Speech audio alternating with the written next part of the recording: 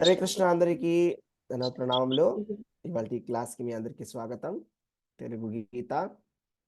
ఇవాళ మనం 3వ అధ్యాయం మొదలు పెట్టబోతున్నాము. స్టార్ట్ చేద్దాము. హరే కృష్ణ.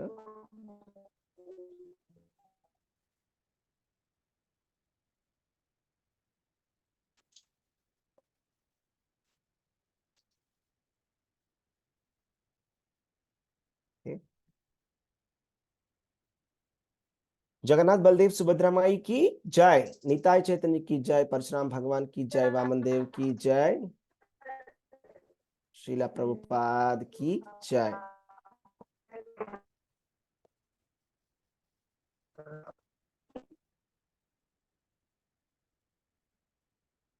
ओम ज्ञानतिमिरान्धस्य ज्ञानाञ्जनशलाकया चक्षुरुन्मीलितं येन तस्मै श्रीगुरवे नमः. नमः ओं विष्णुपादाय कृष्णपृष्ठाय भूतले श्रीमते भक्तिवेदांत स्वामिनिति नामिने. नमस्ते सारस्वते देवे गौरवाणी प्रचारिणे निर्विशेष शून्यवादी पाश्चात्य देश तारिणे. जय श्री कृष्ण चैतन्य प्रभु नित्यानंद श्री अद्वैत गदाधरा श्रीवासादि गौर भक्त वृंदा. हरे कृष्ण कृष्ण कृष्ण हरे हरे, हरे राम राम राम हरे हरे. ఇవాళ మనం చెప్పుకోబోయేటువంటి అధ్యాయం వచ్చేసి 3వ అధ్యాయము కర్మయోగము. అందులోని మొదటి 2 శ్లోకాలను మనం చెప్పుకుందాము.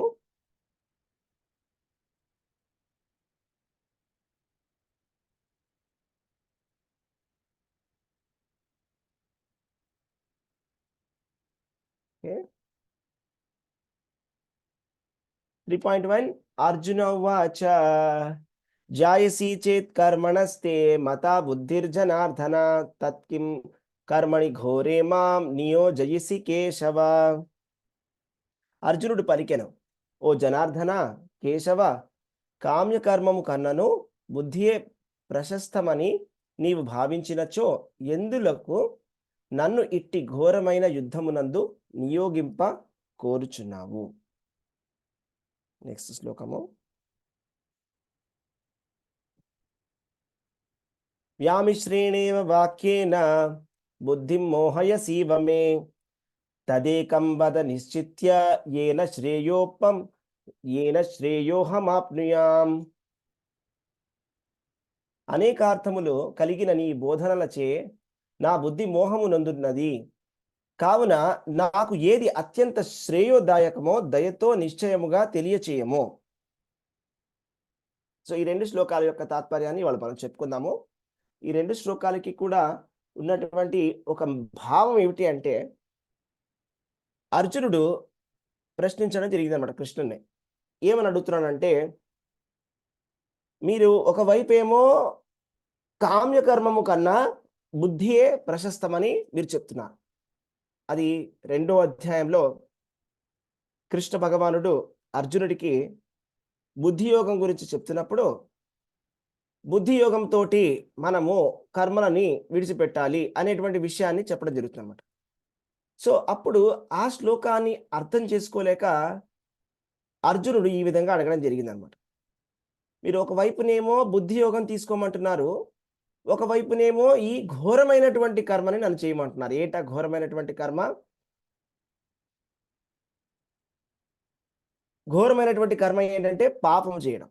ఏంటా పాపం అంటే, కురుక్షేత్ర యుద్ధములో ఆయన వాళ్ళ గురువు గారిని వాళ్ళ తాతగారిని కూడా చంపడానికి ఆయన సిద్ధం అవ్వాలి. అది మరి మీరు ఇలాంటి పనిని నా చేత ఎలా చేయిస్తున్నారు అని అడుగుతున్నాను. ఒక చోటేమో కృష్ణ భగవానుడు అంటున్నాడు, మనం చేసినప్పుడు కర్మలను చాలా జాగ్రత్తగా చేయాలి, బుద్ధి యోగంతో మనం విడిచిపెట్టాలి అని చెప్పాడు కృష్ణుడు. ఏంటా శ్లోకం అంటే, నోట్ చేసుకోండి, 2.49. దూరేనాహ్యవరం కర్మ బుద్ధి యోగాద్ధనంజయ బుద్ధౌ శరణం అన్విచ్చ కృపణాహ ఫలహేతవః అనేటువంటి శ్లోకాన్ని చెప్పడం జరిగింది. అంటే దూరేణహి అవరం కర్మ అంటే ఆ పాపపు కర్మల నుంచి చాలా దూరంగా ఉండాలి, బుద్ధి యోగంలో ఉండాలి, ఎలాంటి పనులైతే చేయకూడదో అలాంటి పనులు చేయకుండా భగవంతుడి యొక్క చైతన్యంలో ఉండాలి అని చెప్పి ఉన్నాడు కృష్ణ భగవానుడు. మరి అలా అని చెప్పినటువంటి కృష్ణ భగవానుడు ఎందుకని ఇలాంటి పాపపు కర్మలో నన్ను మీరు నియుక్తం చేశారు అనేటువంటిది ప్రశ్న. తర్వాత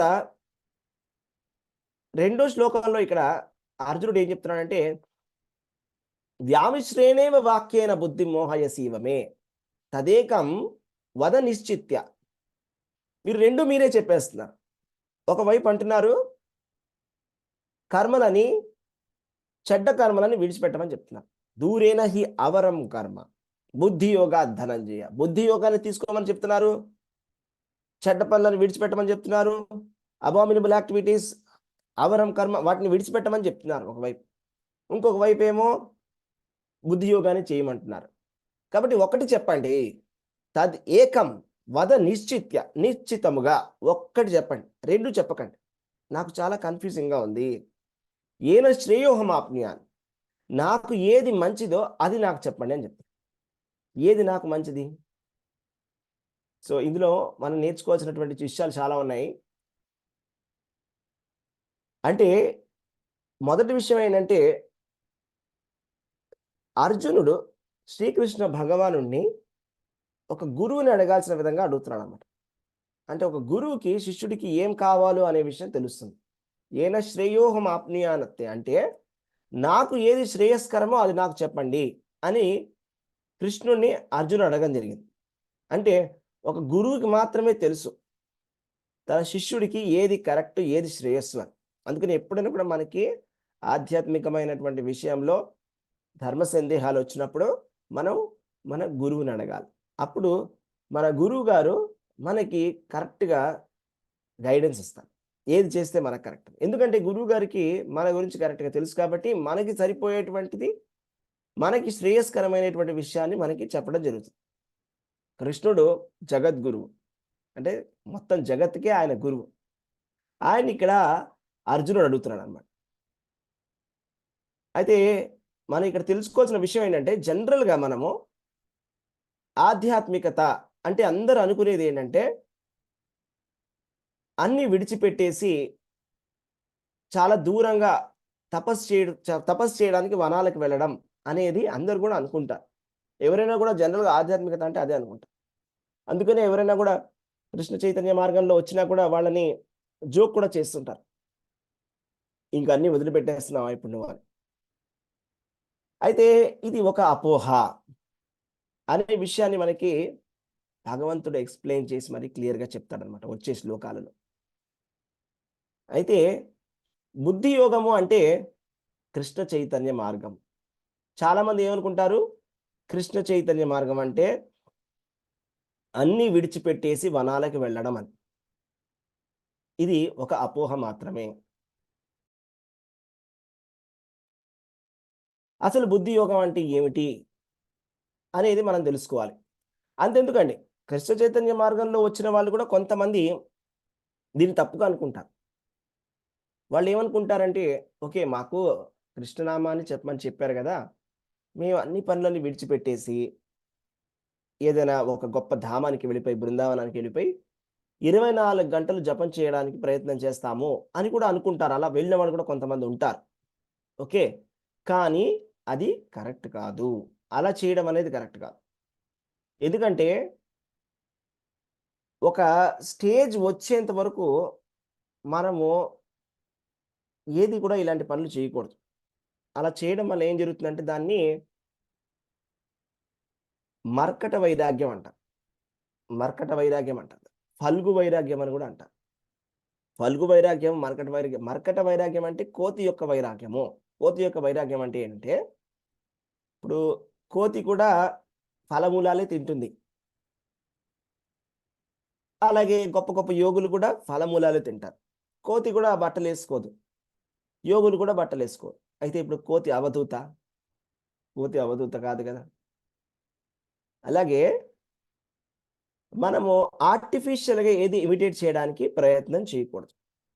అంటే మనలో ఒక వైరాగ్యము, ఒక లెవెలు అనేది రావడానికి చాలా సమయం పడుతుంది.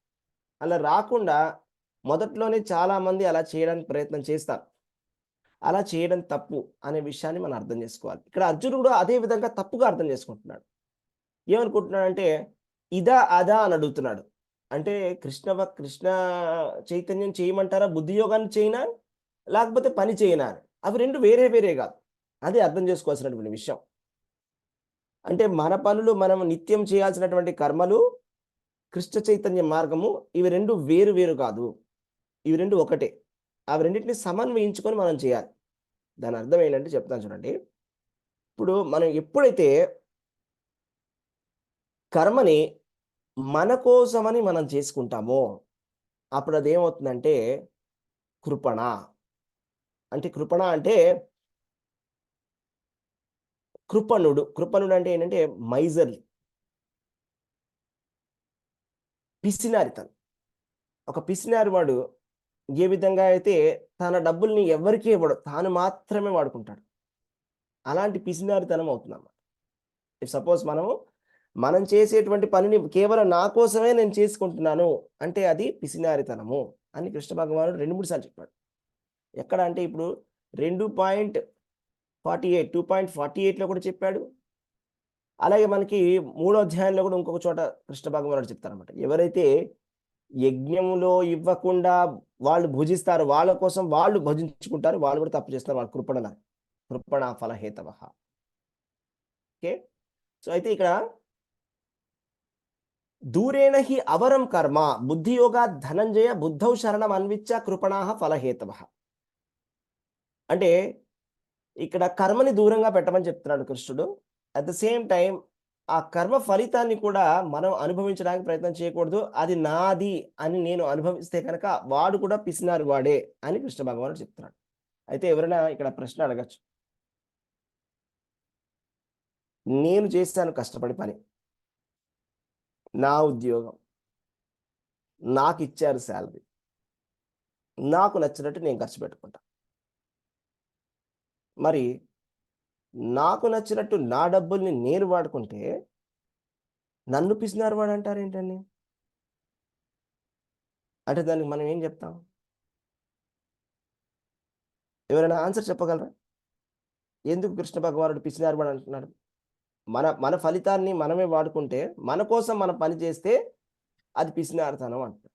ఎందుకలా? నా డబ్బులు, నా పని, నా ఇష్టం నేను వాడుకుంటా.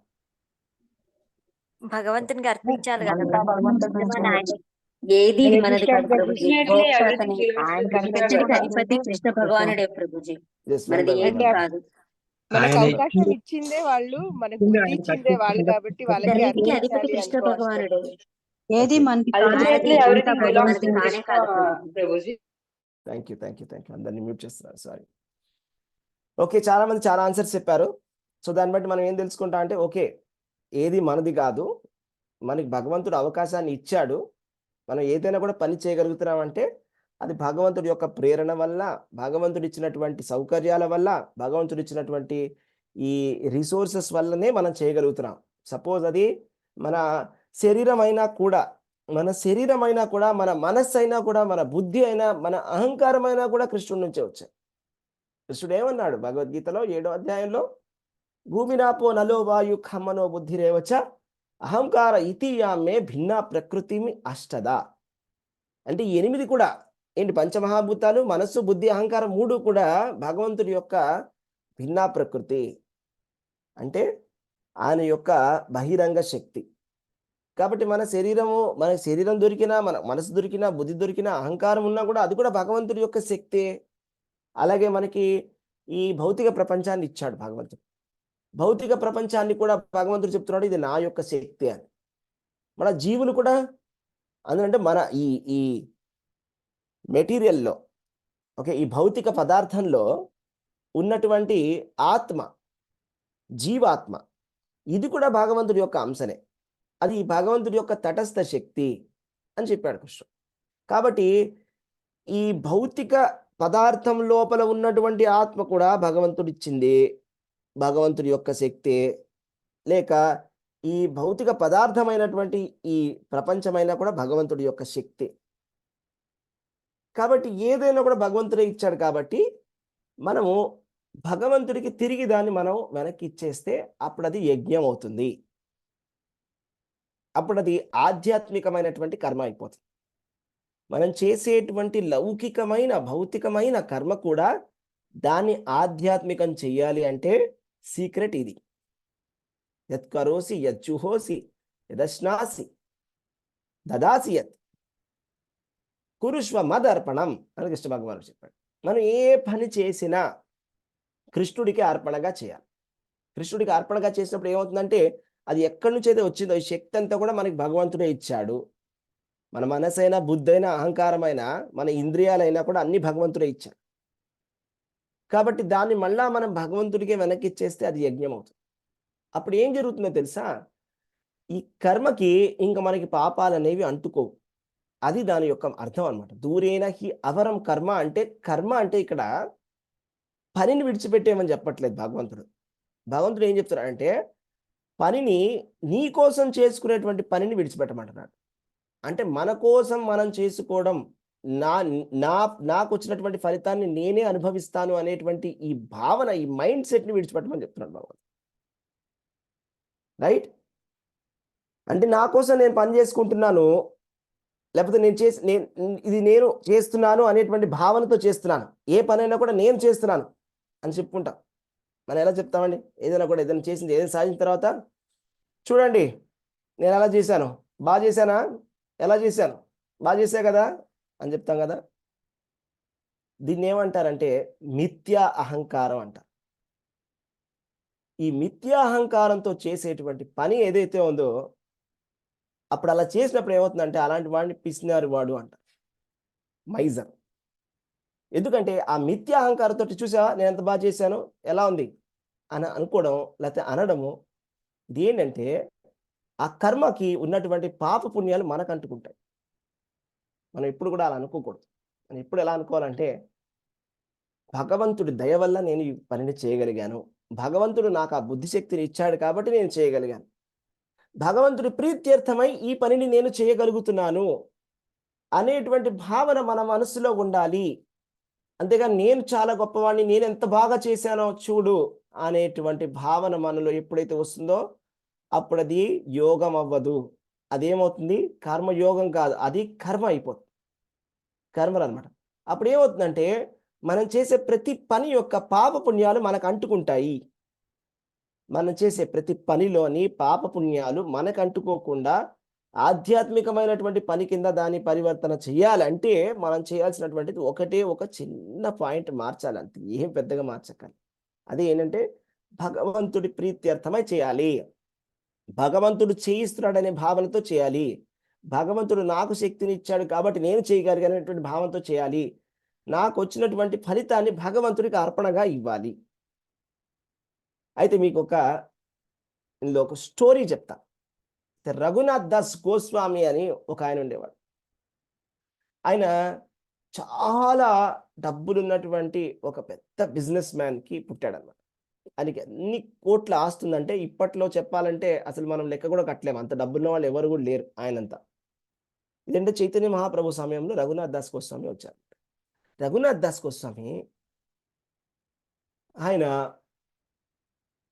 చైతన్య మహాప్రభుని ఎప్పుడైతే చూశారో చాలా అట్రాక్ట్ అయిపోయారు. అట్రాక్ట్ అయిపోయిన తర్వాత ఆయన చైతన్య మహాప్రభు దగ్గర డైరెక్ట్గా వెళ్ళారు. వెళ్ళి చెప్పారు, నేను అన్నీ విడిచిపెట్టేసి మీ దగ్గరికి వద్దాం అనుకుంటున్నాను అన్నాడు. అయితే చైతన్య మహాప్రభు ఆయన ఒప్పుకోలేదు. నువ్వు మళ్ళా వెనక్కి వెళ్ళిపో అని చెప్పారు. మళ్ళీ ఆయన వెనక్కి వెళ్ళిపోయారు. అయితే ఈయన అలా వెళ్ళిపోతున్నాడు అని తెలిసినటువంటి వాళ్ళ నాన్నగారు ఆయనకి పెళ్లి చేయించడం జరిగింది. చాలా అందమైనటువంటి భార్య ఉంది, చాలా డబ్బులు ఉన్నాయి, ఎంతోమంది నౌకర్లు ఉన్నారు, అన్నీ ఉన్నాయి. కానీ ఈయనకేమో ఇంటి నుంచి వెళ్ళిపోవాలనేటువంటిది ఆశ. అస్తమానం ఈయన పారిపోవడం ఇంట్లోంచి, వాళ్ళు నౌకర్లు వెంటపడడం, ఇదే పరిస్థితి. అన్నీ ఉన్నాయి, ఆయన వెళ్ళిపోతున్నాడు ఈయన ఇంట్లోంచి. చైతన్య మహాప్రభు దగ్గరికి వెళ్ళినప్పుడు ఆయన ఒప్పుకోవట్లేదు, మళ్ళా వెనక్కి పంపించేస్తున్నాడు. ఈయన మళ్ళా వెనక్కి వచ్చేస్తాడు, మళ్ళా వెతుక్కుంటూ, మళ్ళా నౌకర్లు ఉంటే అందరూ జాగ్రత్తగా చూసుకుంటున్నారు, మళ్ళీ ఎవరు చూడకుండా పారిపోతాడు. అయితే చివరికి ఆయన ఏం చేస్తారంటే ఒక రోజు నాడు అలాగే పారిపోయి నిత్యానంద ప్రభు దగ్గరికి వెళ్తాడు.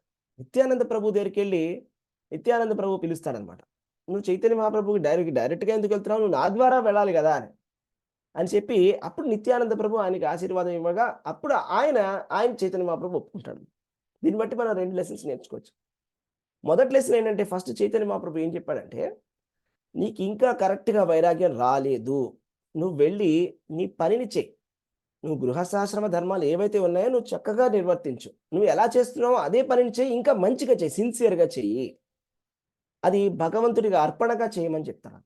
అంటే భగవంతుడి యొక్క చైతన్యంలో నువ్వు నీకిచ్చినటువంటి నిత్య కర్మలని చక్కగా చెయ్యి అని చెప్తారన్నమాట. అప్పుడు నీలో పవిత్రీకరణ జరుగుతుంది. అప్పుడు నీలో రావాల్సినటువంటి వైరాగ్యము, జ్ఞానం అన్నీ కూడా వస్తాయి. అప్పుడు నువ్వు నిలబడగలవు. అలా కాకుండా ఆర్టిఫిషియల్‌గా వదిలేసినప్పుడు ఏమవుతుందంటే, ఉట్టి డ్రెస్ మార్చినట్టు అవుతుంది. బట్ లోపల మాత్రం అంతఃకరణ మాత్రం అలాగే ఉంటుందన్నమాట. అంటే ఎటువంటి మార్పు కూడా ఉండదు. సో, ఇవాళ మనం చూస్తున్నాం కదా! చాలామంది కాషాయ బట్టలు వేసుకున్నటువంటి వాళ్ళు వాళ్ళ బ్రహ్మచర్యాన్ని గాని, వాళ్ళ తపస్సును గాని వాళ్ళు నిలుపుకోలేకపోతున్నారంటే దానికి కారణం ఇదే. ఎందుకు అంటే వాళ్ళకి ఆ అర్హత లేకుండా వాళ్ళు ఆ ఆశ్రమాన్ని స్వీకరించడం జరిగిందనమాట. అంటే వాళ్ళలో ఆ నిగ్రహ శక్తి ఇంకా రాలేదు. ఆ వైరాగ్యం కూడా వాళ్ళలో రాలేదు. ఎలాగో అలాగా వాళ్ళు మోటివేట్ అయ్యి అలా కాషాయ వస్త్రాలను ధరించడం జరిగింది. కాబట్టి వాళ్ళు నిలబడలేకపోతున్నారు ఆ ఆశ్రమంలో. అయితే మనం చేయాల్సినటువంటి విషయం ఏంటంటే, మనము మనకిచ్చినటువంటి పనిని మనం చేయాలి. అది నిత్య కర్మలను మనకెందుకు ఇచ్చాడు భగవంతుడు అంటే, మన శుద్ధీకరణ కోసమని ఇచ్చాడు. దూరేణ హి అవరం కర్మ అంటే, మనకిచ్చినటువంటి పనులను విడిచిపెట్టడం కాదు. దాని అర్థం ఏంటంటే, మనము కృష్ణ చైతన్య మార్గములో పనిని చేయాలి. మనం ఏ పని చేసినా కృష్ణుడి ప్రీత్యర్థమై చేస్తున్నాము అనేటువంటి భావనతోటి మనము పనిని చెయ్యాలి. అలా చేయడమే అసలైనటువంటి ఆధ్యాత్మికమైనటువంటి పద్ధతి. అదే అసలైనటువంటి యజ్ఞము, అదే అసలైనటువంటి యోగం. అలా చేయడం వల్ల మనకి ఎటువంటి పాపాలు కూడా అంటుకోవు. అది ఆధ్యాత్మిక కర్మ అవుతుంది. అలాగే మనము ఆహ్, చాలా స్ట్రాంగ్‌గా మనకి లోపల నుంచి అంతఃకరణ శుద్ధి అనేది జరుగుతుందన్నమాట. లేకపోతే అదేమవుతుందంటే ఆర్టిఫిషియల్‌గా మనము అన్నీ విడిచిపెట్టేసి అలాగా నుంచున్నట్టుగా ఎవరైనా యాక్టింగ్ చేస్తే అప్పుడేం జరుగుతుందంటే చాలామంది పబ్లిక్ రావచ్చు ఆశ్రమానికి. అబ్బో! చాలా పెద్ద స్వామీజీ వచ్చారండి అని. బట్ ఈ స్వామీజీ లోపల మనసులో ఏముందో ఎవరికీ తెలీదు. రైట్? ఆయన ఆయన లోపల ఉండేటువంటి వైరాగ్యం లేదు, ఏమీ లేదు. కాబట్టి ఏమైనా జరగొచ్చు. అట్లాంటి స్వామీజీ ఏదైనా చేయగలరు. కాబట్టి మొదట్లో ఉండేవాళ్ళు ఎప్పుడైనా కూడా అందరూ కూడా ఈ భక్తి మార్గాన్ని ఎప్పుడూ కూడా కరెక్ట్‌గా గురువు చెప్పిన విధంగా మనకిచ్చినటువంటి మన భక్తియుక్త సేవని జాగ్రత్తగా చేయాలి. అలాగే మనం కూడా ఏం చేయాలంటే కృష్ణ చైతన్య మార్గంలో మన నిత్య కర్మల్ని చేయాలి. ఇక్కడ అర్జునుడు కూడా మీరు ఒక్కసారి చూడండి. ఓకే.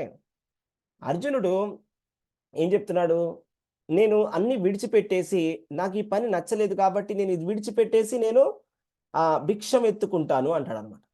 అంటే నేను ఆహ్, వేరే నేను ఏంటంటే ఫారెస్ట్‌కెళ్ళిపోయి అక్కడ నేను భిక్షం ఎత్తుకుంటానంటాడు. నాకు ఇలాంటి పాపపు పని చేయాలని లేదు అని. ఓకే. అయితే కృష్ణ భగవానుడు ఏం చెప్పాడప్పుడు? సరే నువ్వు అలాగే చెయ్యి, కరెక్ట్‌గా చెప్పావు. ఈ పని చేయడం వల్ల నీకు పాపం వస్తుంది కాబట్టి ఈ పని మానేసేయి. ఎందుకు ఈ పాపమంతా? ఇంతమందిని చంపాలి. అందులో మీ తాతగారున్నారు, మీ గురువుగారున్నారు. ఎన్ని పాపాలు అంటుకుంటాయో, ఈ పాపాలన్నీ చేసే బదులు ఏ పని చేయకుండా చక్కగా నువ్వు కూడా భిక్షాటన చేసుకో. చాలా బావుంటుంది అని కృష్ణ భగవానుడు ఎంకరేజ్ చేయలేదు. కృష్ణ భగవానుడు ఏం చేశాడు? అర్జునుడిని ఏం చెప్పాడంటే, బుద్ధి యోగంతో పని చేయమని చెప్పాడు. బుద్ధి యోగంతో పని చెయ్యి అంటే వెంటనే మనకి కన్‌ఫ్యూజన్ ఉంది. మనకు అర్థం కావట్లేదు అసలు ఆధ్యాత్మిక జీవనం అంటే ఏంటో. ఆధ్యాత్మిక జీవనం అంటే కేవలం విడిచిపెట్టడం కాదు. అంటే ఆర్టిఫిషియల్‌గా విడిచిపెట్టి ఆర్టిఫిషియల్‌గా డ్రెస్ మార్చడం కాదు. ఆర్టిఫిషియల్‌గా మన పనులను మనం మానడం ఆధ్యాత్మిక జీవితం కాదు. దానివల్ల ఎటువంటి ప్రయోజనం లేదని కూడా కృష్ణ భగవానుడు వచ్చే శ్లోకాల్లో చెప్తాడు. అటువంటి వైరాగ్యం ఎందుకు పనికిరాదు. కాబట్టి మనం కృష్ణ చైతన్య మార్గాన్ని లేకపోతే కృష్ణ భక్తిని అడ్డంగా పెట్టుకోకూడదు. మన ఇంద్రియ భోగానికి. ఇలా కూడా కొంతమంది తెలియకుండా చేస్తుంటారు. అలా చేయకూడదు. కృష్ణ చైతన్య మార్గాన్ని మనకి కృష్ణుడిచ్చింది మన పనులని మనం ఆపుకోవడానికి ఒక అడ్డంగా చూపించి వేరే పని చేసుకోవడానికి కాదు. నేను కృష్ణ భక్తిలోకి వచ్చాను కాబట్టి ఇంకేం పనులు చేయాలని చెప్పేసి నేను హాయిగా పడుకోవడం, ఇది కృష్ణ చైతన్య మార్గం కాదు. ఇది అర్థం చేసుకోవాలి మనం. అంటే కృష్ణ చైతన్య మార్గాన్ని అడ్డం పెట్టుకొని మన పనులని మానేయడము, అది పుణ్యము కాదు, భక్తి కాదు, అది పాపం. మనం చేయాల్సింది ఏంటంటే మన పనిని మనము చక్కగా చేయాలి. కృష్ణ భక్తిని అడ్డం పెట్టుకొని మనం ఎటువంటి తప్పుడు పనులు చేయకూడదు. మనకి ఇచ్చినటువంటి పనిని కూడా ఆపకూడదు. నేను చాలా అడ్వాన్స్ అయిపోయాను, ఇంకా నాకు ఏ పనులు అక్కర్లేదు అని అనుకోవడం అనేది తప్పు. ఓకే, సో అది ఈ 2 శ్లోకాల యొక్క తాత్పర్యం. ఇదే భగవద్గీత యొక్క సారాంశం కూడా ఏంటంటే, కృష్ణ భగవానుడు ఏం చెప్తున్నాడంటే, అర్జునుడు చాలా కన్ఫ్యూజన్లో ఉన్నాడు. చాలా పాపాలు చేయాలి, ఇంత పని చేయాలి, అంత పని చేయాలి, ఇది అది అని చెప్తున్నాడు.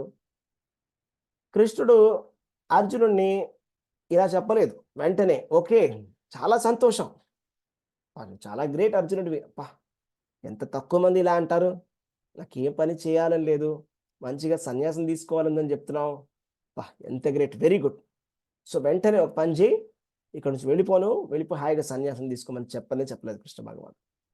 కృష్ణ భగవానుడు ఏం చెప్పాడంటే, నువ్వు ఇక్కడే ఉంటూ ఇదే రణరంగంలో ఉంటూ నువ్వు మిథ్యాహంకారంతో పనిచేయకు. నేను అర్జునుడిని చంపుతున్నాను, చూడు ఎంత గ్రేట్, నేను చూసా అర్జునుడిని నేను అనే మిథ్యాహంకార భావన విడిచిపెట్టు అని చెప్పాడు. ఫస్ట్ నేను చేస్తున్నాను అనేటువంటి భావన విడిచిపెట్టమన్నాడు. విడిచిపెట్టి సేవగా చేస్తున్నాను, నేను నీ యొక్క సేవకుణ్ణి, నిమిత్త మాత్రుణ్ణి, నేను ఒక నిమిత్త మాత్రుణ్ణి అనేటువంటి భావనతోటి చెయ్యి సేవ. నా కోసం చెయ్యి, భగవంతుడికి సేవ కింద చెయ్యి, నాకు అర్పణగా నువ్వు నీ పనిని నువ్వు చెయ్యి. అలా చేస్తే ఎటువంటి పాపాలు కూడా అంటుకో అనేటువంటి విషయాన్ని కృష్ణ భగవానుడు ఇక్కడ ఆదేశించడం జరిగింది.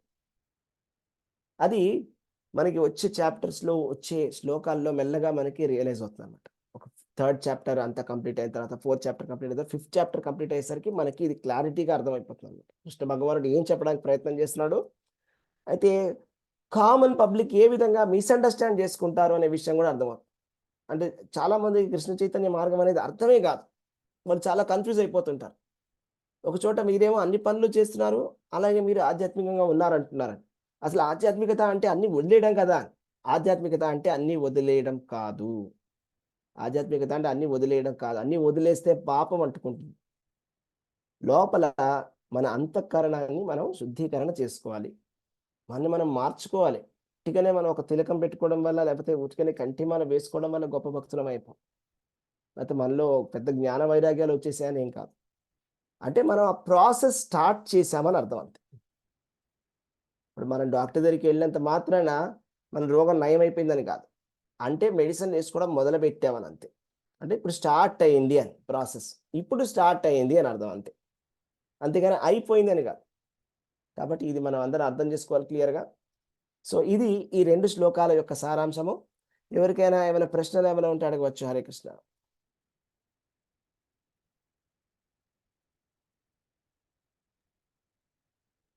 హరే కృష్ణ కృష్ణ ప్రభుజీ. ప్రభుజీ. కృష్ణ ప్రభుజీ. హరే కృష్ణ. ప్రభుజీ జస్ట్ అంటే కృష్ణ భావన చేస్తే సరిపోద్దా లేకపోతే ఎట్లా ప్రభుజీ? ఇప్పుడు అన్ని ఓకే, కృష్ణుడే చేస్తున్నాడు. ఇప్పుడు మనం ఏంటంటే మన మానసిక స్థితిని మనం మార్చుకోవాలి. అదే మన మెయిన్ థింగ్ ఇక్కడ.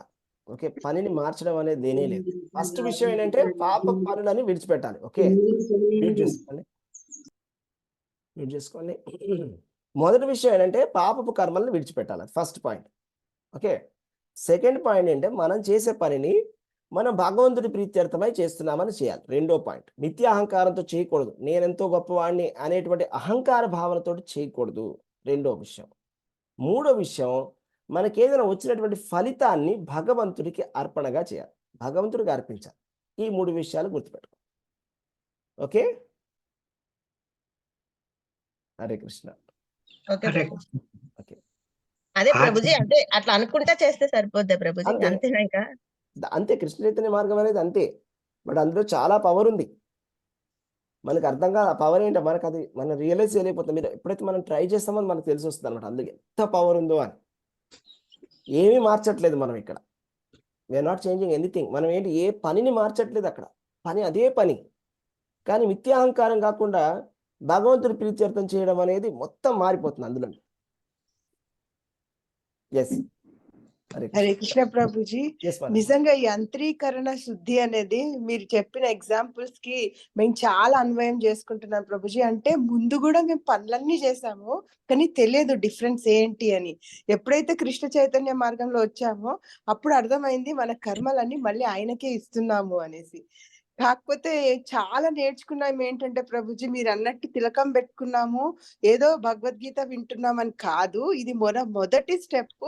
ఇంకా ఈ భక్తిని చూడు మొత్తం లోపల మనం పెట్టేసుకోవాలి అనేది ఇవాళ అట్లా అర్థమైంది ప్రభుజీ. కరెక్ట్ అయినా ప్రభుజీ?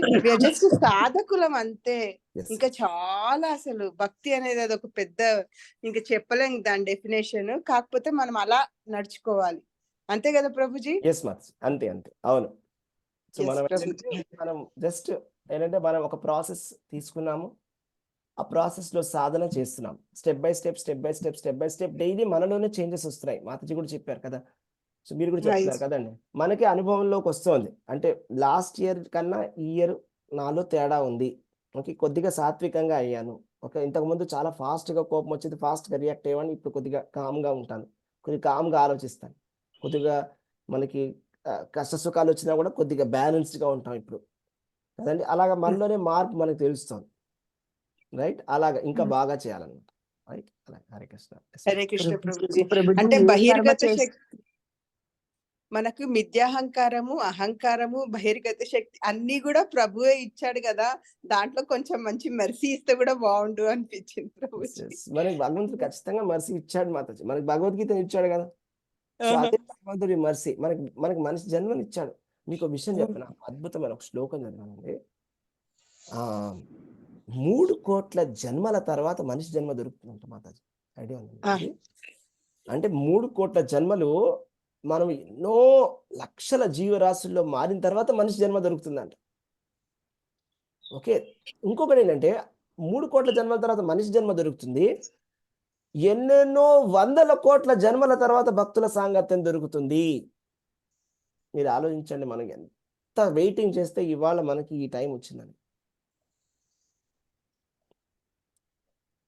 మనకి ఇవాళ ఈ టైం వచ్చిందంటే మనం చాలా చాలా చాలా చాలా చాలా చాలా చాలా వెయిట్ చేసాం దీని గురించి, రైట్?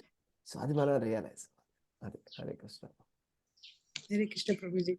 మళ్ళీ మళ్ళీ రాని మానవ జన్మని మనం ఎటువంటి వృధా చేసుకోకూడదు. హరే కృష్ణ ప్రభుజీ. హరే కృష్ణ ప్రభుజీ. కన్ఫ్యూజన్ మన అందరికీ ఉండొచ్చు. ఎటు కర్మ, ఈ కర్మ ఎలా చేయాలి, ఈ అంటే కర్మని ఎలా భగవంతుడు కల్పించాలి, ఇది మామూలుగా నిత్యంగా మనం చేస్తున్నటువంటి కర్మలో ఆ కన్ఫ్యూజన్ అనేది మీ యొక్క అవగాహన ఇచ్చినట్టు మీ అవగాహన ద్వారా ఆచరణ ఎలా చేయాలో అర్థమైంది ప్రభు. హరే కృష్ణ ప్రభు. హరే కృష్ణ ప్రభు. ధన్యవాదాలు. ఏ కర్మ చేసినా ఫలితాన్ని ఆశించకూడదు, అంతే కదా ప్రభుజీ? అంటే అన్ని జన్మల్లోకి మానవ జన్మ అత్యుత్తమమైనది. ఈ జన్మ చక్కగా మానవ జన్మని తీసుకున్నాం కాబట్టి మనం ఈ జన్మలో చక్కగా సాధన చేసుకొని భక్తుల సాంగత్యంలో ఉంటూ భగవంతుని సన్నిధికి ఎలా చేరుకోవాలని తెలుసుకోవాలని చాలా బాగా చెప్పారు ప్రభుజీ. అంటే మనకి భగవంతుడు ఇచ్చిన మళ్ళీ మనం భగవంతుడికే సమర్పించాలి అన్నది కూడా చాలా చక్కగా చెప్పారు ప్రభుజీ. హరే కృష్ణ ప్రభుజీ. దండవత్ ప్రణామం. Krishna Prabhuji. Thank you. Okay, thank you Mataji. Hare Krishna. Ramya Mataji ఒక ప్రశ్న అడిగారు, ఒకసారి రిపీట్ చేస్తారా మాతాజీ క్వశ్చన్? ఏ కర్మ చేసినా కూడా ఫలితాన్ని మనం ఆశించకుండా భగవంతుడికి అందించాలి, అంతే కదా ప్రభుజీ? ఎస్, మనం ఏ కర్మ చేసినా అంటే మళ్ళీ ఏ కర్మ అంటే ఆ కర్మ కాదు, మనం ఏంటంటే పాపపు కర్మ కూడా చేయకూడదు. ఓకే, సాధ్యమైనంత వరకు మనం పాపపు కర్మ చేయకూడదు, అది మొదటి విషయం. మరి మొదటి స్టేజ్ లో ఉండేటువంటి వాడైతే అసలు ఏమీ ఇంకా అసలు భక్తి మార్గంలో రానటువంటి వాడు ఫస్ట్ ఇంకా భక్తి మార్గంలో రావడానికి మేబీ వాళ్ళు చేసే పనిని భగవంతుడి కోసం చేస్తున్నా అని అనుకోవచ్చు. ఫర్ ఎగ్జాంపుల్ ఒకసారి ప్రభుపాద అంటాడు అనమాట. ప్రభుపాద ఏమన్నా అంటే ఎవరైనా ఒక దాన్ని ఏమంటారు, మన మద్యపానం చేస్తున్న వాడు కూడా ఈ మద్యపానంలో ఇదిగో నీళ్ళల్లో కృష్ణుడు ఉన్నాడు అని నేను కృష్ణుడినే సేవిస్తున్నాను అనేటువంటి భావనతోటి సేవిస్తే వాడు కూడా కృష్ణ భావనామృతంలో రావచ్చు అని అన్నారు ప్రభుపాదుల వారు. అలా అంటే అలా అని మనం మద్యపానం చేయాలని కాదు, ఆ స్టేజ్ లో ఉండేటువంటి వాడు అట్లీస్ట్ అప్పుడైనా వాడు భగవంతుని తలుచుకుంటే వాడు ఫస్ట్ అందులోంచి బయటపడతాడా అంటే దాని అర్థం అందులోంచి బయటపడతాం. మనం ఏం చేయాలంటే మనకి తెలిసినంత వరకు చెడ్డ కర్మని లేకపోతే ఏ కర్మలకైతే మనం చేయకూడదు పాపపు కర్మల్ని ఫస్ట్ చేయకూడదు. అది చేయకుండా మన పనిని మనం చేయాల్సినటువంటి పనిని ప్రతి వాళ్ళకి వాళ్ళ పని ఉంటుంది కదా, భగవంతుడు ఇచ్చినటువంటి పని. ఆ పనిని మనము ఎటువంటి ఫలాపేక్ష లేకుండా ఒక డ్యూటీ లాగా చేయాలి భగవంతుడి కోసం అని, మిథ్యాహంకారంతో కాకుండా సేవలాగా చేయాలి. శ్రీదేవి మాతాజీ మీరేమైనా చెప్పారా, ప్రశ్న ఏమైనా అడిగారా? ప్రభుజీ అదే ప్రభుజీ, ఇప్పుడు మనం చేసే ఇప్పుడు నిత్య జీవితంలో మనం ఈ భౌతిక బంధనాల్లో ఉన్నాం కాబట్టి మన కర్మలు మనం మన విధి నిర్వహణ నిర్వహించక తప్పదు. కాబట్టి చేసే ప్రతి కర్మని కూడా అది చేసే కర్మలు కూడా మనం ఉత్తమమైన కర్మలుగా ఉండాలి. అవన్నీ కూడా భగవంతుడికి అర్పిస్తూ మీరు అన్నట్టుగా ప్రభుజీ మనం ఎప్పుడైతే భక్తిలో కొంచెం కొంచెం ముందుకు వెళ్తుంటామో మనలో ఆ ప్యూరిటీ అనేది పెరుగుతుంటుంది. కాబట్టి ప్రభుజీ మనము స్వామికి మనం ఇచ్చేటువంటి అంకిత భావన అనేది కూడా అది దృఢమైందిగా ఇంకా అది వరకు అనుకున్న దానికి మళ్ళీ ఇప్పుడు క్రమక్రమంగా మాలో వచ్చే మార్పులో కూడా ప్రభుజీ ఆయనకి ఇస్తున్నాము అంటే ఆ భావన అనేది ఇంకా దృఢంగా కనిపిస్తుంది ప్రభుజీ. ఒకప్పుడు మేము ఆయనకి అర్పించామంటే స్టార్టింగ్ లో ఉన్నప్పుడు మా కాన్షియస్ అది ఒక ఇంకా అంత మెచ్యూరిటీ తెలియలేదు. ఇప్పుడు వినగా ప్రభుజీ ఇంకా ఆయన మీద ఎప్పుడైతే ఇంకా నమ్మకము ఒక విశ్వాసము భక్తి అనేది ఏర్పడుతూ ఉందో ప్రభుజీ ఆయనకి ఇచ్చేస్తున్నాం అన్న భావన ఇంకా సంకల్పంగా ఇంకా దృఢంగా వస్తున్నట్టు అనిపిస్తుంది ప్రభుజీ. ఒకప్పుడు అనిపించిన దానికి ఇప్పుడు ఆయనకు అర్పిస్తున్నాం అన్న దానికి భావనలో ఒక స్టేజ్ అనేది కొంచెం వచ్చిందేమో అన్న ఫీలింగ్ వస్తుంది ప్రభుజీ. ఆయనకి ఇస్తున్నాము అనే సంకల్పం అనేది ఇంకా నిశ్చయంగా అలా అనిపిస్తుంది Prabhuji. Hare Krishna. Thank you Mataji. Hare Krishna. Hare Krishna Mataji. Thank you. Hare Krishna ప్రభుజీ. హరే కృష్ణ. మనం స్వామికి అర్పించే దాంట్లో స్వచ్ఛత పెరిగింది ప్రభుజీ. ఇప్పుడు ఎలా అయితే ప్రభుజీ అదివరకు చేసామంటే చేసాము, ఇప్పుడు భక్తి పూర్వకంగా సమర్పించటం ప్రతిదీ కూడాను. ఏది మనం ఇప్పుడు ప్రభుజీ చీమకు కూడా హాని చేయాలంటే భయం వేస్తుంది కదా ప్రభుజీ. ఇప్పుడు ఈ కృష్ణ చైతన్య దీంట్లోకి వచ్చిన తర్వాత అలాగే ప్రభుజీ మనం ఏది అర్పించినా కూడా మనం అంటూ చెడ్డ పనులు చెయ్యకపోయినా కూడా మనం చేసే ప్రతి పనిలో కూడా ఏది కూడా కల్మషం లేకుండా ఉండడము, ప్లస్ ఏది చేసినా కూడా స్వామికి అర్పించటం మనస్ఫూర్తిగా. అంతేగా ప్రభుజీ? అవునండి, కరెక్ట్. Thank you. అలాగే కూడా ఒక ఇంపార్టెంట్ విషయం అందరూ కూడా గుర్తుపెట్టుకోండి దయచేసి, ఏంటంటే మనము కృష్ణ చైతన్య మార్గంలో వచ్చిన తర్వాత మన పనులను ఇంకా బాగా చేయాలి. ఓకే, ఇంకా పిచ్చిగా చేయకూడదు. బ్యాడ్గా చేసేసి నేను ఇప్పుడు భక్తుడిని అయిపోయాను కాబట్టి నాకు ఇది అవసరం లేదు అనేటువంటి మాట వచ్చామంటే అది మనం మాయలోకి వెళ్తున్నాం అని అర్థం, భక్తిలోకి కాదు. ఓకే, అది జాగ్రత్త గుర్తుపెట్టుకోండి. ప్రభుజీ మీరు బుద్ధి యోగా ధనంజయ అన్నారు కదా కృష్ణ భగవానుడు. ఈ బుద్ధి యోగా అంటే బుద్ధి అంటే ఇక్కడ మనం కృష్ణ భక్తి భావనలో అనేటువంటి ఒక మంచి అర్థాన్ని ఇంకా కరెక్ట్ గా తెలుసుకోగలం ప్రభుజీ. అసలు అక్కడ బుద్ధి అనే పదాన్ని ఎందుకు వాడారు? అంటే బుద్ధి అంటే ఒక సాత్వికంగా ఉండమనా, మన గుణాన్ని గుణరహితంగా చేసుకోమనా, ఏ విధంగా అసలు ఆ పదానికి కరెక్ట్ గా అర్థం అనేది మాకు ఈ రోజు కృష్ణ కాన్షియస్ లో బుద్ధి మనకి ఇచ్చాడు భగవంతుడు, బుద్ధి అనేది ఇచ్చాడు. దాన్ని ఏ విధంగా ఉపయోగించుకోవాలి అంటే నువ్వు కృష్ణ భక్తి భావనలో ఉపయోగించుకో అని మీరు ఈ రోజు చెప్పిన శ్లోకం ద్వారా బుద్ధి కరెక్ట్ గా డెఫినేషన్ అర్థమైంది ప్రభుజీ. హరే కృష్ణ. Thank you Prabhuji. హరే కృష్ణ. అర్జునుడు పాప కర్మ అని అన్నాడు. ఈ పాప కర్మ నన్ను ఎందుకు చేయమంటావని ఇప్పుడే ఆరంభ దశలో చెప్పాడు.